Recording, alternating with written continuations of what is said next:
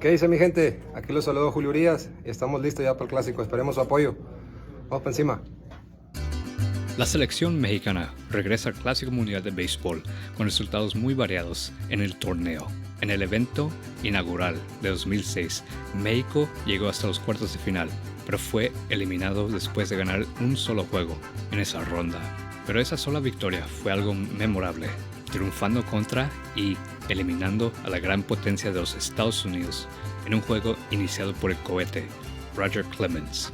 En el 2009, México otra vez avanzó a los cuartos de final, pero fue superado por el Corea del Sur y Cuba. El equipo mexicano no ha salido de la primera fase del torneo desde el 2009. En el 2013, México le ganó a los Estados Unidos para mejorar su récord contra el equipo del norte a 2-1. Pero México perdió contra Italia por un fracaso de sus relevistas y la defensiva, y el equipo de Canadá les dio un madrazo inolvidable. Finalmente llegamos al 2017, donde se vivió un sufrimiento tan fuerte. Como en el 2013, su bullpen completamente derrumbó contra Italia. México abrió la novena, ganando 9-5. Permitió 5 carreras en esa novena y perdió 10-9. En el segundo juego contra Puerto Rico solo estaban perdiendo por una carrera, empezando la última entrada. Pero otra vez, sus relevistas fallaron y un gran error resultó desastroso. Y en el último juego, México ganó contra Venezuela. Entonces, por supuesto que fue eliminado del torneo. Algo que confundió a todos, incluyendo a los jugadores y los comentaristas y hasta la MLB. Como explicó el titán Adrián González, la Federación del Clásico les dijo que solo necesitaban ganar un juego para la oportunidad de enfrentar a Italia en un desempate. Pero aunque ganaron este juego contra Venezuela 11-9, México fue eliminado porque no anotaron lo suficiente tomando en cuenta el número de outs, ya que no hicieron un solo out en esa vergüenza contra Italia. No es exageración en decir que el titán se enojó bastantemente. Lo peor de todo esto del 2017 es que ocurrió en frente de sus fanáticos de Jalisco. Entonces, ¿cómo vemos a México en 2023 después de ser eliminados en la primera ronda en 2 torneos consecutivos? Bueno, honestamente yo sí los veo con chance, tomando en cuenta su equipo y su oposición. Empecemos con los personajes. La selección nacional está dirigido por Benjamín Gil, el campeón de la Serie Mundial y entrenador del cuadro interior. Para los Angelinos de Anaheim está el timón del mejor equipo mexicano ensamblado desde el llamado Dream Team del 2006. Gil, por su parte, ha tenido éxito como manager en la Liga Mexicana y Liga Pacífico para demostrar que él sí es un ganador, como dice el comunicado oficial del equipo de México. Al nivel mundial, Gil no ha tenido la misma suerte, notablemente en las Olimpiadas de 2020, cuando México concluyó con un récord de 0-3. Eso fue en una muestra pequeña, pero así también será el clásico. Gil no tendrá la leyenda de Fernando Valenzuela en el dugout como en años anteriores, pero sí estará el icónico Vinicio Castilla como asistente. ¿Y qué tal los jugadores? En el pasado hemos tenido un equilibrio en la selección nacional con los jugadores de la Liga Mexicana y las Grandes Ligas, pero este año el equipo se va a ver muy diferente con todo su talento de los mayores. De hecho, de todos los jugadores en la selección mexicana, solo 9 no tienen asociación actualmente con una organización MLB. Esto significa que no vamos a ver a paisanos como Amador o el Pony Esteban Quiroz, y a lo mejor le das un repaso al equipo y dices, no sabía que este compa era mexicano, como probablemente dijiste sobre Austin Barnes, el receptor de los Dodgers. Pero así es, Barnes es mexicano por la familia de su mamá, como lo es Alec Tomás de Arizona y Taiwan Walker de los Phillies, y Jaren Durán tiene papá mexicano. Ahora, yo creo que Barnes será una pieza esencial en el equipo mexicano, ya que el capitán Kirk no podrá asistir al clásico. Barnes es considerado uno de los mejores receptores en las mayores en términos de guiar a sus lanzadores y mascotear, y la batería de Barnes y Urias da otra ventaja de familiaridad que no se puede cuantificar en cifras. Pero yo creo que el mayor impacto de alguien no nacido en México vendrá del cohete cubano Randy Arozarena. Con muchos cubanos en la MLB, el jugador más valioso de la serie del campeonato de la Liga Americana en el 2020 estableció residencia en México. Inmediatamente expresó el deseo de representar al país a nivel mundial. Ya que se hizo ciudadano mexicano en el abril 2022, Arroz Arena le da a México un jugador dinámico en la ofensiva y defensiva. El novato del año de 2021 ha pegado 20 cuadrangulares en 2 años consecutivos y ha robado 52 bases entre el 2021 y 2022, con un OPS de 7.93 en ese periodo. Y aunque algunas veces no toma las rutas ideales en el jardín, su rapidez le ayuda cuando lo requiere.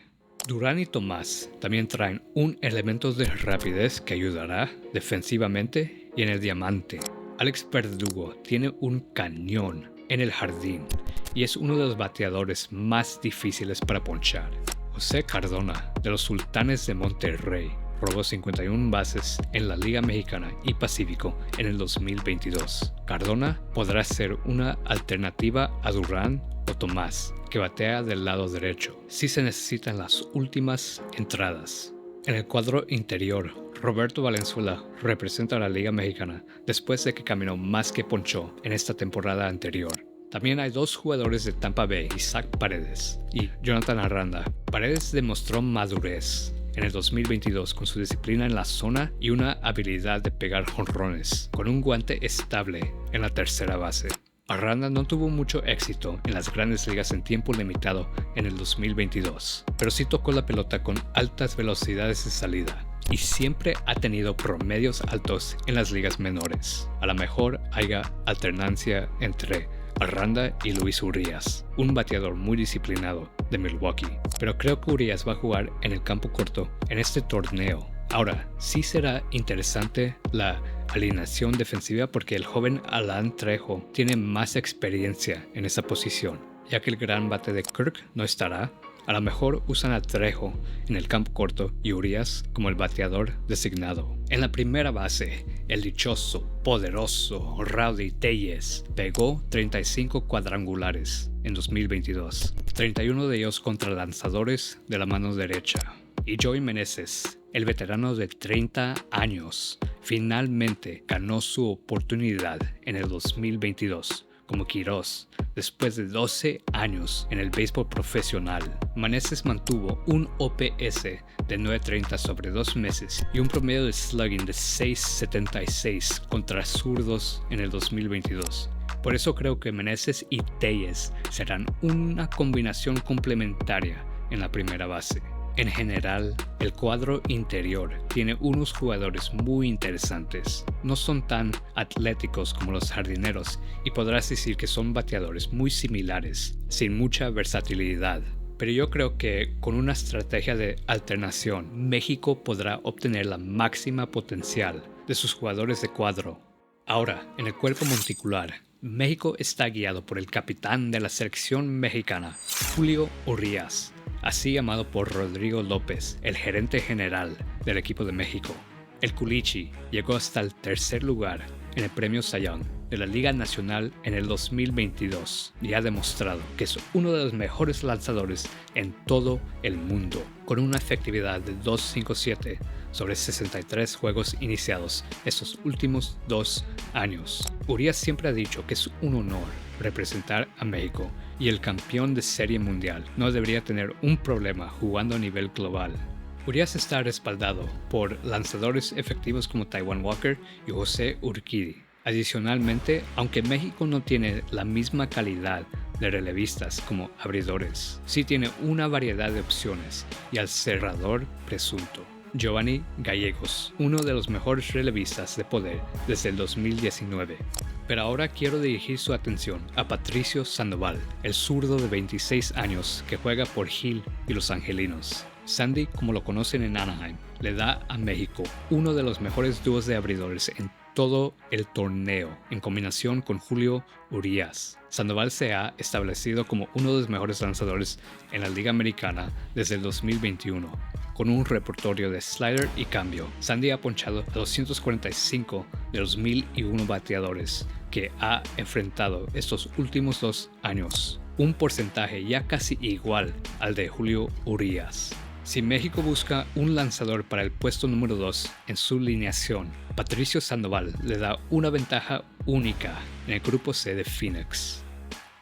Aquí les demuestro cómo está planeado el torneo en Arizona, donde participará México para la primera ronda. Empezando con Colombia, el sábado 11 de marzo, no creo que este emparejamiento sea pan comido. El equipo nacional de Colombia tiene jóvenes con mucho potencial y también jugadores con experiencia en la Liga Mexicana. Adicionalmente, trae a bateadores diestros que históricamente han tenido mucho éxito contra los zurdos, algo que podrá ser desafiante para Julio Urías. Aparte de los Estados Unidos, yo creo que Colombia será el reto más difícil que México enfrentará en Arizona. Y hablando del actual campeón, los Estados Unidos presenta un equipo más talentoso y diverso en este clásico que en el 2017. Ellos serán el segundo equipo que México enfrentará en el domingo por la noche en primetime, para que todo el mundo lo disfrute. Como ya lo había mencionado, México tiene un récord de 2-1 contra los Estados Unidos en este torneo. Para llegar a 3-1, sí creo que existe el argumento para abrir con Urías contra el norte en lugar del juego contra Colombia, porque idealmente deseas que tus mejores jugadores se enfrenten a la mejor oposición. Pero personalmente yo creo que será mejor que México inicie con Sandoval. Viendo a los jugadores de posición de los Estados Unidos, hay algo que se nota enseguida. Muchos de sus bateadores juegan en la Liga Nacional de la MLB. Yo creo que hay mucha familiaridad con Urías en el equipo gringo, y esto incluye a su ex compañero Trey Turner y sus compañeros actuales Mookie Betts y, más interesante, su receptor de los Dodgers, Will Smith. Pero no hay mucha gente en este equipo que tiene conocimiento de Sandoval, incluso cuando se toma en cuenta a su compañero, el gran Miguel Trout, y a su rival, Kyle Tucker.